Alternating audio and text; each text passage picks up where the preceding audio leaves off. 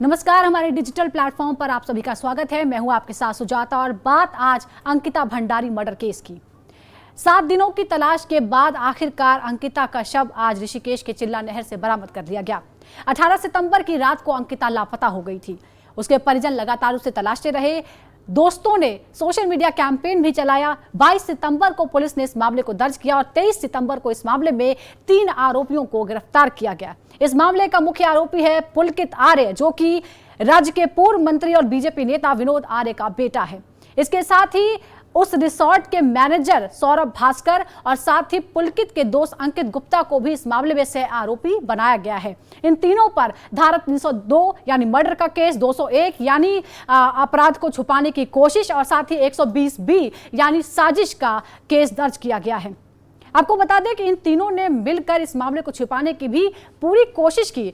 इन तीनों ने यह कोशिश की कि ऐसा लगे कि अंकिता उनके साथ नहीं थी। अंकिता रिसोर्ट में काम करते करते अचानक कहीं गायब हो गई। गुमशुदगी का मामला तक दर्ज करा दिया गया है। लेकिन आखिरकार सीसीटीवी फुटेज देखने के बाद पुलिस को यह बात समझ आ गई कि दरअसल ये तीनों अपने साथ अंकिता को लेकर 18 सितंबर की रात को बाहर निकले थे।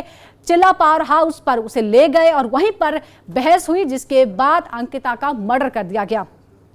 जब पुलिस ने इंटेरोगेशन किया तो तीनों ने इस बात को कबूला। दरअसल यमकेश्वर इलाका है जहां पर एक रिसोर्ट है पुलकित आर्य का, और यहां पर अंकिता भंडारी एक रिसेप्शनिस्ट के तौर पर काम कर रही थी।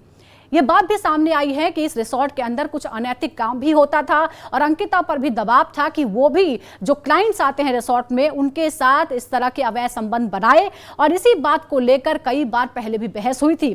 18 सितंबर की रात को जब ये चारों चिल्ला नहर पर गए तो फिर से पुलकित और अंकिता के बीच बहस शुरू हो गई। अंकिता ने धमकी दी कि जो भी काम कराने की कोशिश हो रही है या जो भी काम हो रहे हैं उसके बारे में वो सबको बता देगी। इसी बहस में ये बात सामने आई कि झड़प हुई और उसके बाद अंकिता को नहर में फेंक दिया गया। हालांकि आज पोस्टमार्टम हो रहा है। पोस्टमार्टम से ये बात स्पष्ट हो पाएगी कि क्या नहर में डूबने की वजह से अंकिता की मौत हुई या फिर अंकिता को पहले मारा गया और फिर उसे नहर में फेंक दिया गया।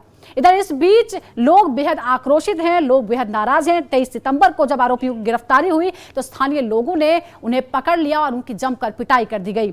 आज जब ऋषिकेश एम्स में अंकिता भंडारी का पोस्टमार्टम चल रहा था उस वक्त भी स्थानीय बीजेपी विधायक रेणु बिष्ट जब वहां पर पहुंची तो लोगों के आक्रोश का सामना उनको भी करना पड़ा। लोगों ने उन्हें अस्पताल के अंदर जाने नहीं दिया, उनकी गाड़ी पर पथराव कर दिया गया।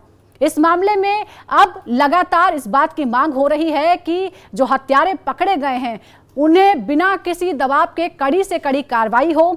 मामले में राज्य सरकार भी एक्शन में नजर आ रही है। सीएम पुष्कर सिंह धामी ने ऐलान कर दिया है कि इस मामले में जितनी भी कठोर कार्रवाई हो सकती है वो की जाएगी। डीआईजी के नेतृत्व में एसआईटी का गठन भी कर दिया गया है जो इस मामले की जांच करने वाली है। लेकिन देखना होगा कि आखिरकार लोगों का आक्रोश कैसे खत्म होता है, क्योंकि जानकारी के मुताबिक भले ही रिसोर्ट पर सरकार की तरफ से कार्रवाई की गई हो और शुक्रवार की शाम को रिसोर्ट का एक हिस्सा गिरा भी दिया गया हो, बुलडोजर चला दिया गया हो, बावजूद इसके लोगों का गुस्सा शांत नहीं हुआ और आज भी लोगों ने जमकर हंगामा किया। यहां तक कि रिसोर्ट के एक हिस्से में आग तक लगा दी गई।